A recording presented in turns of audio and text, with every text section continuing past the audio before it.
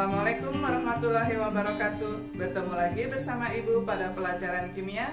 Kali ini kita akan membahas materi kelas 12 yaitu tentang polimer.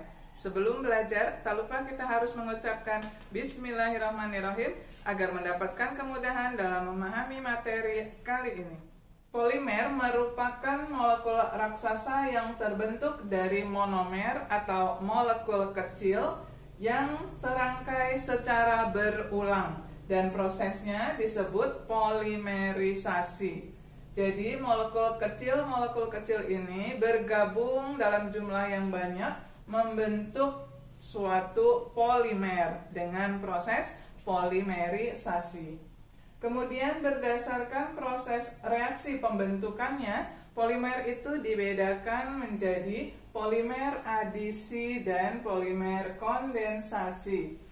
Kita bahas yang pertama, polimer adisi itu merupakan polimer yang terbentuk melalui reaksi adisi. Diingat lagi, adisi adalah reaksi pemutusan ikatan rangkap pada monomer. Setelah ikatan rangkapnya terputus, baru monomer bergabung dengan monomer lainnya. Contohnya di sini adalah PVC. Ini terkenal untuk membuat pipa pralon atau polyvinyl klorida kepanjangannya. Itu merupakan polimer dari vinyl klorida. Ini ada vinyl klorida yaitu monomer bergabung lagi dengan vinyl klorida yang merupakan monomer atau molekul kecil dalam jumlah yang banyak akan membentuk polimer PVC.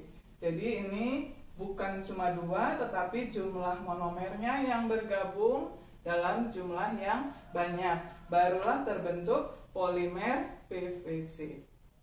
Selanjutnya kita bahas tentang polimer kondensasi, yaitu polimer yang terbentuk melalui reaksi kondensasi. Dan pada reaksi ini selalu terbentuk molekul kecil sebagai hasil reaksinya.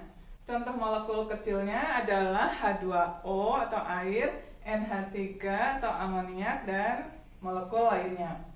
Contohnya pada pembentukan styrofoam yang sering kita gunakan sebagai wadah makanan, terbentuk dari monomer urea yang bereaksi dengan monomer metanal atau formaldehid. Pada reaksinya akan dihasilkan molekul H2O atau air. Kita lihat reaksinya di sini monomer urea. Ini gambar monomer urea bereaksi dengan monomer formaldehid akan membentuk urea formaldehid. Jadi ini sudah gabungan urea dengan formaldehid dan hasil akhirnya ada H2O atau air. Kemudian molekul urea formaldehid ini akan bergabung lagi dengan molekul urea formaldehid yang lain dalam jumlah yang banyak dan membentuk poliurea formaldehid. Inilah yang kita sebut sehari-hari dengan styrofoam. Berdasarkan jenis monomer penyusunnya, polimer juga dibedakan menjadi dua macam, yaitu yang pertama adalah homopolimer. Homopolimer adalah polimer yang tersusun dari satu jenis monomer. Contohnya di sini adalah polietena tersusun dari monomer etena. Jadi etena dengan etena dalam jumlah yang banyak bergabung membentuk polietena. Kemudian polipropilena itu gabungan dari monomer propena dengan propena, jadi sejenis. Polistirena gabungan dari monomer stirena dengan stirena dalam jumlah yang banyak. PVC itu juga bahan pembuat pipa pralon, itu merupakan gabungan dari monomer yang sejenis. Vinyl klorida bergabung dengan vinyl klorida dalam jumlah yang banyak. Jenis yang kedua adalah copolimer, yaitu polimer yang tersusun dari dua jenis atau lebih monomer. Contohnya di sini adalah nilon 6,6, itu terbentuk dari monomer heksametilendiamin ditambah dengan monomer asam adipat. Jadi berbeda jenis monomer yang bergabung. Dacron itu merupakan gabungan dari monomer asam tereftalat dengan monomer etilen glikol. Lalu ada polimer SBr, itu merupakan gabungan dari monomer stirena dengan butadiena. Kemudian berdasarkan sumbernya, polimer dibedakan menjadi dua macam, yaitu yang pertama polimer alam. Polimer alam itu polimer yang tersedia di alam dan terbentuk secara alamiah, tidak ada campur tangan manusia. Contohnya adalah karet alam, monomernya adalah isoprena dan sumbernya adalah getah pohon karet. Kemudian protein itu terbentuk dari asam amino dan sumbernya ada pada wol, rambut, dan sutra. Amilum penyusunnya adalah glukosa dan sumbernya adalah beras, gandum, serta sagu.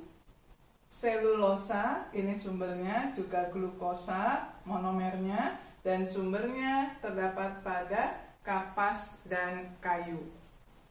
Yang kedua adalah polimer sintetis. Polimer sintetis itu polimer yang dibuat di pabrik dari bahan monomer yang tersedia di alam, tetapi harus melalui proses di pabrik.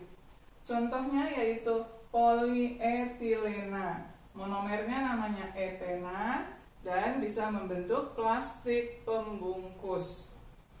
Polipropilena, monomernya adalah propena dan hasilnya adalah botol plastik atau tali plastik.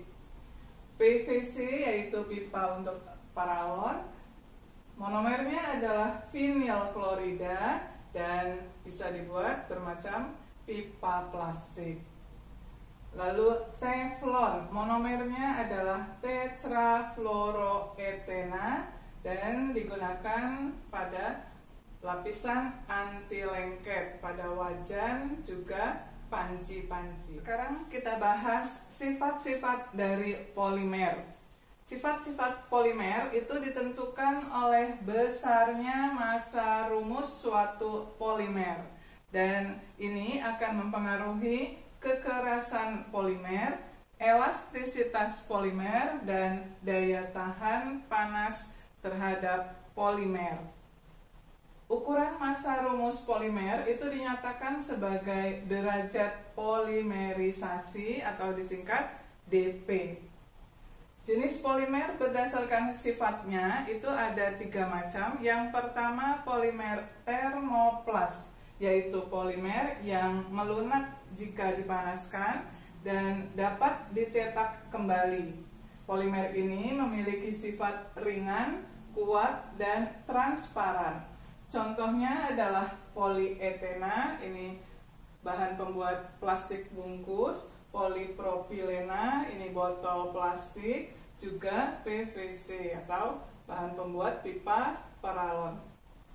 Polimer yang kedua yaitu termoset. Polimer ini memiliki bentuk permanen dan tidak akan menjadi lunak jika dipanaskan. Contoh polimer ini adalah bakelit dan melamin. Lalu yang ketiga adalah elastomer.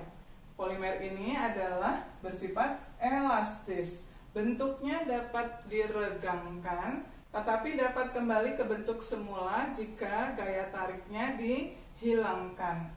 Contoh dari polimer elastomer adalah karet alam dan karet sintetis yang bisa kita regangkan dan bisa kembali ke bentuk semula.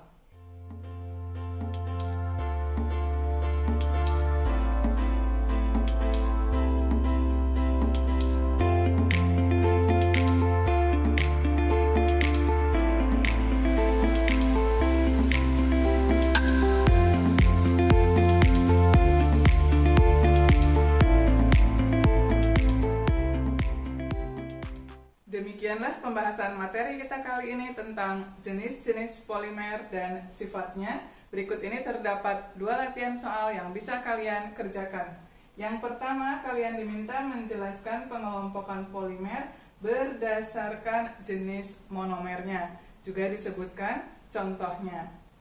Lalu yang kedua, berdasarkan sifatnya, kalian diminta menentukan jenis polimer berikut. Yang A, karet, B, melamin, dan yang C, polietena. Alhamdulillah, pembahasan materi kita kali ini tentang polimer dan sifat-sifatnya telah selesai kita bahas. Semoga kalian dapat memahaminya dengan baik. Jika kalian membutuhkan soal latihan yang lebih banyak, kalian dapat mengunjungi blog kimia. Semoga dimudahkan blogspot.com. Semoga bermanfaat. Wassalamualaikum warahmatullahi wabarakatuh.